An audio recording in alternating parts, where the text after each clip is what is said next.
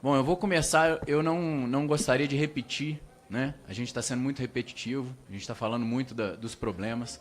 Como o próprio subtenente Gonzaga colocou, o que nos une é o risco de morte, não é o risco de vida, é o risco de morte, né? Mas eu queria puxar um pouco o que foi falado ontem pelo ministro Paulo Guedes. O ministro Paulo Guedes falou que os servidores não são inocentes, têm parte de culpa diante da roubalheira que aconteceu. Ele só se esquece que se não fossem os servidores públicos que aqui estão, nenhum milímetro desta roubalheira teria sido desvendado. Porque foram servidores públicos que desvendaram essa roubalheira toda que acontece nesse país. E se porventura algum servidor público estiver envolvido, e tem servidor público envolvido, nós cortamos na própria carne. Ele já não é mais servidor público.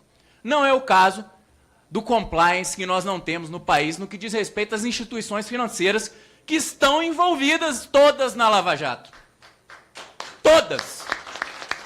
Eu quero saber qual o diretor, qual o banqueiro que está sendo responsabilizado e preso neste país.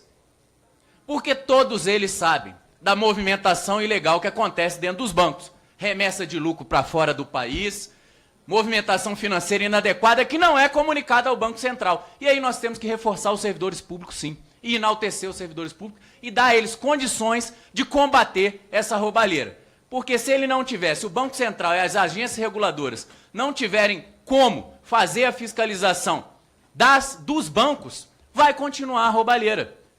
Leia-se e lembremos-nos do Banestado, que não deu em absolutamente nada. Operação Farol da Colina e por aí vai. Conta CC5, offshore, um monte de banqueiro envolvido, e o ministro Paulo Guedes esqueceu. E ninguém foi preso.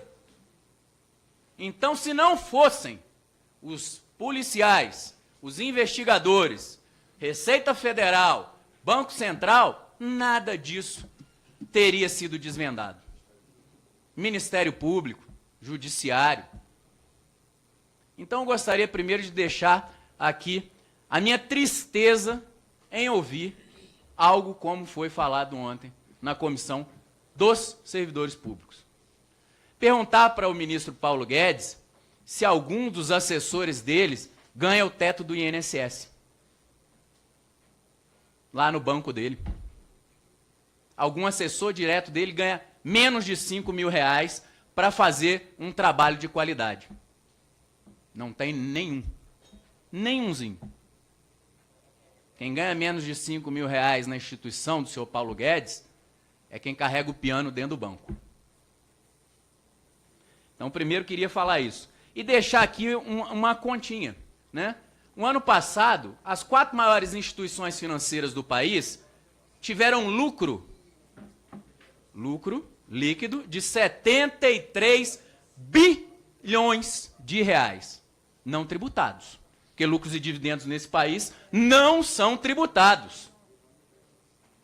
E aí, eu pego a lista dos maiores devedores da Previdência.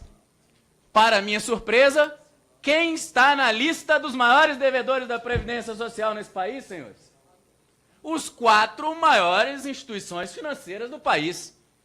Ou seja, Bradesco deve 575 milhões, Santander 218,4 milhões, Banco do Brasil 209 milhões e Itaú 111 milhões. Eu quero saber por que não se paga essa dívida com lucro de 73 bilhões. Por que não se dá força para que os funcionários públicos desse país, Polícia Federal, Receita Federal, Justiça e Ministério Público, cobrem imediatamente, diante do lucro declarado, o débito deles? Porque isso sim seria da eficiência que a população brasileira quer. E lembrando, gente, vou usar o jargão que é muito utilizado pelo governo. Você reter dinheiro da Previdência do trabalhador é crime. Crime tanto quanto os demais criminosos do Código Penal. Então eu posso usar o jargão. São todos vagabundos, né?